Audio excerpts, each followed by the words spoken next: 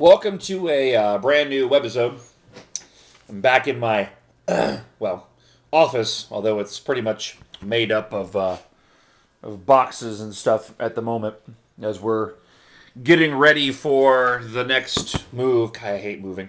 The nice thing is that I've got a bunch of individuals, thankfully, who are able to help out. Sadly, I can't, and it's not an excuse, I can't lift a whole lot with the hematoma that was taken out. The infection, when the hematoma got infected, it ended up infecting that whole part of my abdomen wall where the hematoma was in the first place.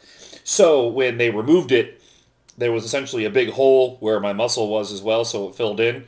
Needless to say, that muscle tissue is not very new.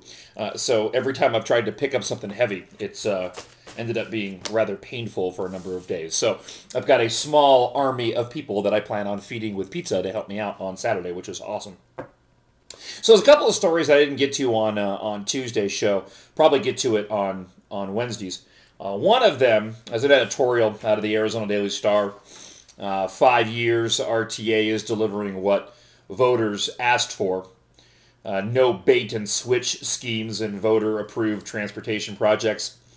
You've got the right-hand turn lanes, bus pullouts, new traffic lights going in, 16 bridges replaced, 10 lanes along 5 miles. This is all Interstate 10 work that was done. The next 5 years, you've got more work being done. North Oracle Grant Road intersection, new interchange at South Keno Parkway and East 22nd Street, a railroad overpass at Ina Road and I-10, widening of McGee, blah, blah, blah, blah, blah. Also have a story over here as well. Part of the RTA plan was to make the streets wider for bicycle lanes too. And all of this was approved, oh gosh, what, 5 years ago now? Now, I don't necessarily have a problem with it, obviously, if most of this stuff was approved by voters. I mean, obviously the voters spoken, and RTA is doing what the voters asked them to do.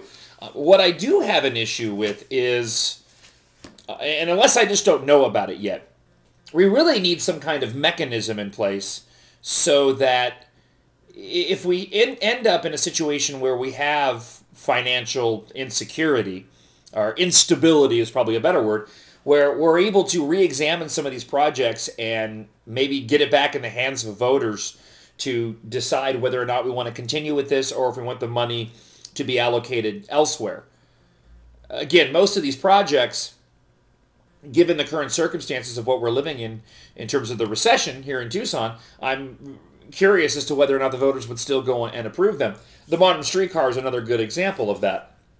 That was approved a long, long time ago, and given the ineptitude of our city leadership and how they're spending the money now, we should have some kind of mechanism in place to revisit these ideas. You know, and the one thing about these RTA projects, they're fine and dandy, but we don't have work being done on our regular roads, for crying out loud.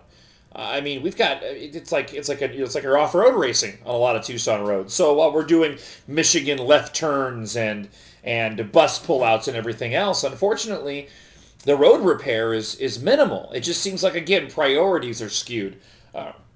And I guess what I'm trying to get at is just a simple questioning of whether or not we need to re-examine situations like this, whether or not we can re-examine situations like this, and whether or not we're using money appropriately. Ultimately, and it's the one thing the Arizona Daily Star gets into, is that this took entirely too long. They even say this in the article. It remains a mystery as to why some construction takes so long.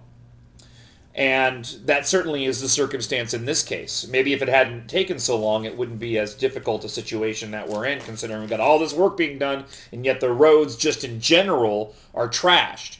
A lot of that goes back to our local city leadership and the lack of leadership that they have in moving money around. And not doing work that needs to be done, because we had road improvement money that should have gone to road improvement. Instead, it went over to modern streetcar, Cushing Street Bridge, and all this kind of stuff. So hopefully we'll get to more of this on on Wednesday's show. Oh, plus we're going for that platinum bike status. Bike-friendly city.